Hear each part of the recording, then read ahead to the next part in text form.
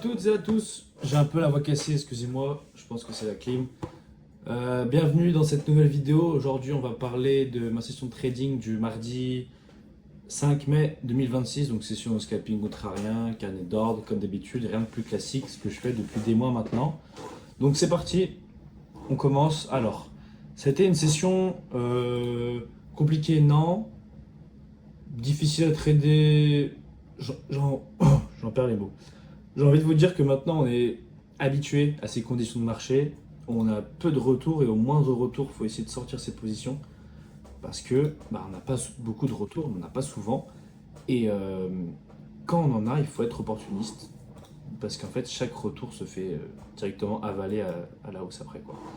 Donc là on commence la session, voilà, je vois que ça vend bien à 23 à l'open, les bruits de la chaise sont affreux. Je vais essayer de pas bouger, donc ça vend bien à 23 à l'open. J'avance un peu, je mets un ordre à 23. Il est déclenché, étant donné que c'est l'open. Je me permets de jouer plus de points parce qu'on a un peu plus de volatilité que d'habitude, qu'en temps normal. Donc voilà, déclenché à 23. TP, j'ai mis à combien mon TP là? Ouais, je vais mettre à 10-12. Donc voilà, on a pris une petite quinzaine de points. Et ensuite là, le moment le plus crucial, le plus important de la vidéo, je vais rentrer à 28 et en fait je vais vouloir jouer 15 points comme le point précédent, mais ça n'a pas été une bonne idée du tout. Que nenni, quelle erreur, pas une bonne idée de jouer 15 points. Pourquoi? Parce que de 1, mon plan me dit de jouer, allez on va dire max 10 points. 10 points c'est si vraiment on a une forte extension, là on a une très faible extension.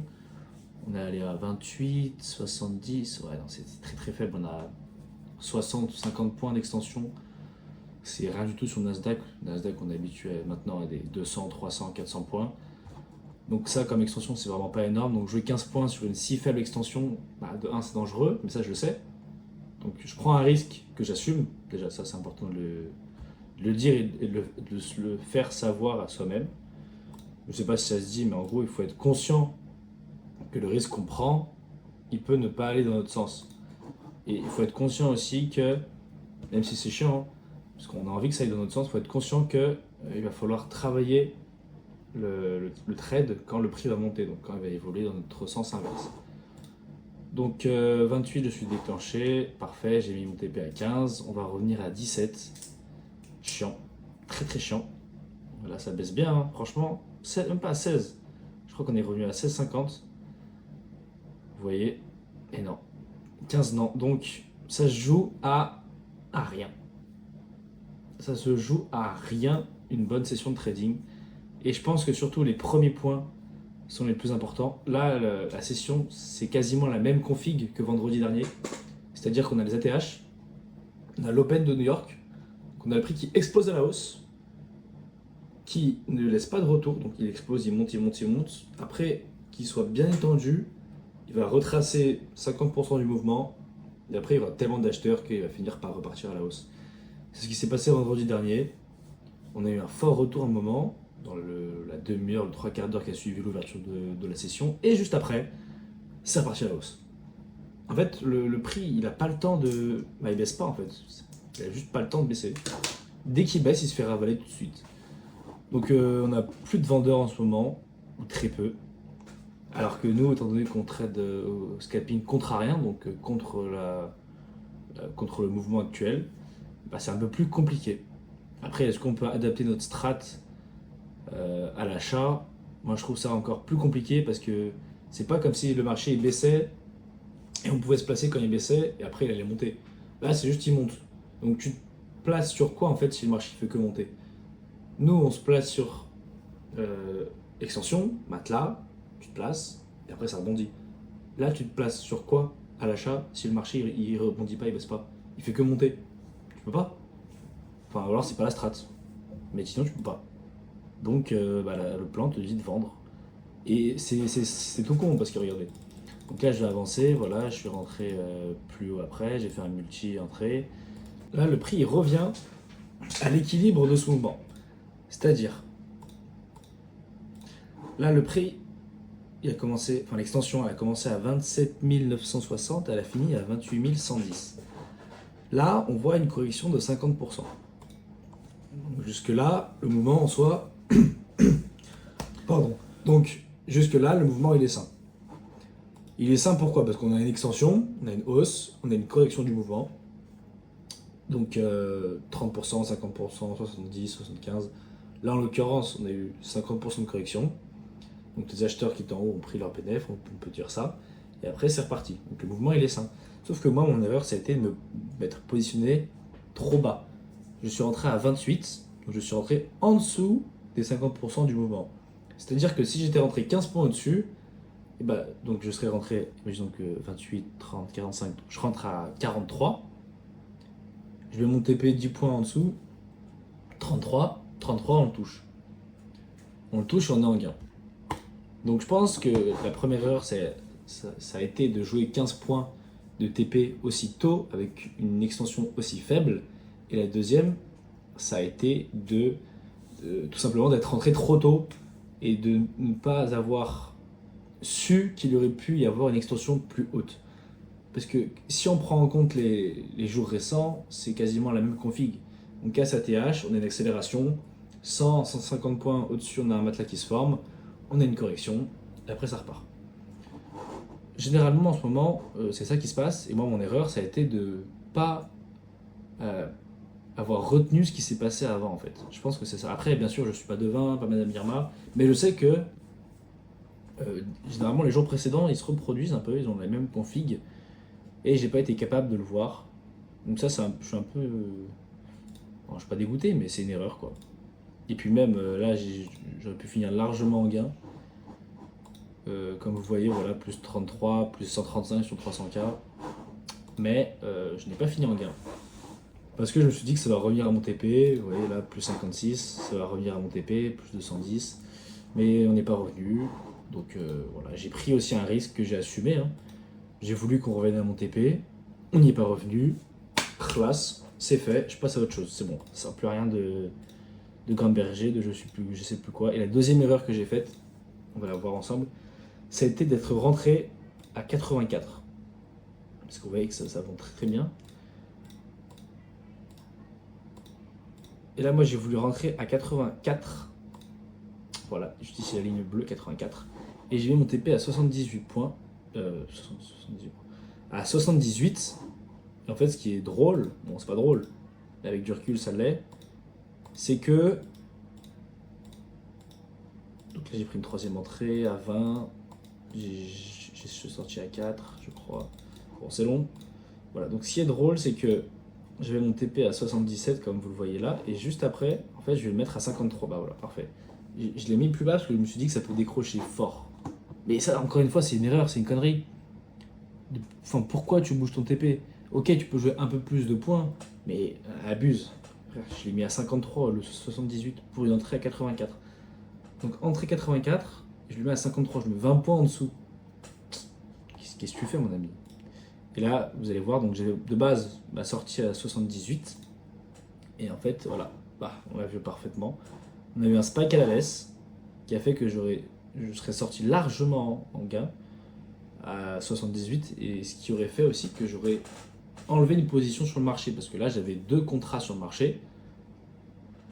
Et le fait d'enlever une position, ça signifie que si le prix continue à casser les ATH, continue à monter, et bah, j'aurai moins de contrats dans le marché et donc la valeur de ma perte sera beaucoup moins élevée vu que j'aurai moins de lots, moins de contrats dans le marché. Je serai moins exposé au marché. Donc sortir cette position, ça m'aurait fait le plus grand bien parce que j'aurais pu attaquer sereinement en haut. En haut, là maintenant le problème c'est que je dois sélectionner mes entrées précisément. Je n'ai pas le droit à l'erreur. Parce que si je commence à avoir 3 contrats dans le marché, 4, et que le prix monte, je sais pas, il y a une hystérie, une euphorie, une irrationalité comme on le voit récemment, si le prix fait que monter de la sorte, et ben moi, mon compte, il peut sauter si je suis trop exposé. Donc, c'est important de, quand on a la moindre correction, assez significative, pardon, quand même, pouvoir sortir et en fait être à l'aise avec ses positions et ne pas se dire j'ai trop de positions dans le marché, mon risque il n'est pas géré, c'est horrible. Parce que je vous jure qu'il n'y a rien de plus stressant que d'avoir trop de positions dans le marché et que de plus pouvoir le trader correctement en fait, c'est horrible. Parce qu'on a trop de positions et on se dit si je rajoute une entrée là, est-ce que ça serait pas dangereux? Faut que j'attende tant de points, combien de TP je peux prendre, enfin c'est toute une histoire. Donc là bah, bien sûr le prix ne revient pas. Après bah il casse la TH. Ouais classique. Par contre il y a un truc qui est dingue. Attendez c'est où? C'est que je suis rentré sur l'ATH du Nasdaq. Donc là voilà. En fait, là, le prix, si vous voulez, la TH, il était à 28 150. Et la plupart du temps, le prix, au lieu de juste toucher la TH, il vient vous faire une mèche et après repartir à la baisse. Ou pas. En tout cas, il fait une mèche pour prendre la liquidité juste avant. Et donc, moi, je me dis 155, ça va mècher, donc autant mettre mon prix d'entrée plus haut. C'est plus avantageux pour moi. Et, bah, regardez, on va chaber ça ensemble. Donc là, le drawdown il pique, hein, par contre. Mais bon. Là, ça a méché à 155 pile. Voilà, c'est ma fierté du jour. Vous voyez, là, c'est la flèche, c'est le trait vert. 155, donc c'est le plus haut du jour et le plus haut bah, du Nasdaq, hein, tout simplement. Et voilà. Donc j'ai une entrée à 155 pile sur la TH du Nasdaq. Ça a été ma fierté de la journée.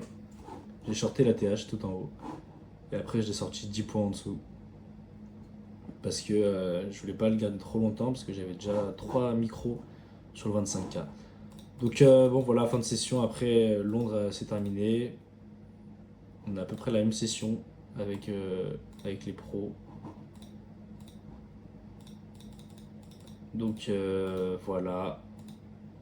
Voilà. Donc vous voyez qu'on a quand même bien tradé moi je trouve hein, sur le 25K.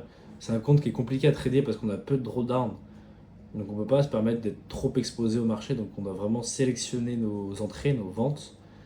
Et donc forcément, c'est plus compliqué et ça laisse la place à un peu plus de gourmandise pour avoir des gains, parce que c'est plus compliqué de faire des gains sur le 25K vu qu'on est qu'à un micro, alors que sur le 300, je suis à 3 micros. Donc forcément, les gains, ils vont plus vite. Les pertes aussi, mais j'ai un drawdown qui est approprié, j'ai 7005. Donc ça va. Donc là, on a Londres qui ferme, on a la correction qui nous permet de sortir nos positions. Donc là, j'attends un peu, je vois si ça revient, mon TP, ça ne revient pas. D'accord, on a la même session que les pros, ça c'est bien. Ça montre qu'on ne traite pas comme des zigs. Donc voilà, et après je vais tout clôturer en perte parce que bah, de 1, pour conclure du coup, je clôture en perte parce que je vois qu'on n'a pas de retour. Je vois que chaque correction est avalée et que si ça continue à monter, est-ce que moi je serais prêt à continuer de trader? Non. Pourquoi? Parce qu'on va continuer à faire des ATH. On voit qu'en ce moment, les ATH, ça les casse, c'est explosion. Tu as des petites corrections, mais les corrections elles sont légèrement avalées. Et donc tout de suite après, on repousse à la hausse. Donc est-ce que j'ai envie de trader ça? Moi, non. On n'a plus de corrections fortes en ce moment, c'est horrible, c'est chiant, mais on continue de trader parce qu'on évolue dans ces conditions de marché et il faut qu'on apprenne à trader dans ces conditions de marché aussi parce que peut-être que ça arrivera un jour, et il faudra être prêt en fait tout simplement. Et puis quand les temps seront plus cléments, quand les marchés seront plus faciles à trader, et ben là, ça sera easy money, ça sera du cash flow, du cash qui va arriver tous les jours parce qu'on saura comment trader dans les marchés difficiles. Et quand tu sais comment trader dans les marchés compliqués, et bah tu sais te démerder dans les marchés faciles. C'est pas compliqué. Donc là, voilà, j'ai clôturé, tout clôturé. Donc pour conclure, ça a été une bonne session. On a bien tradé malgré la perte, mais bon, la perte, ça... bon là, en l'occurrence, ça résulte un peu de moi, un peu de ma faute. Généralement, c'est le marché, pas moi qui décide.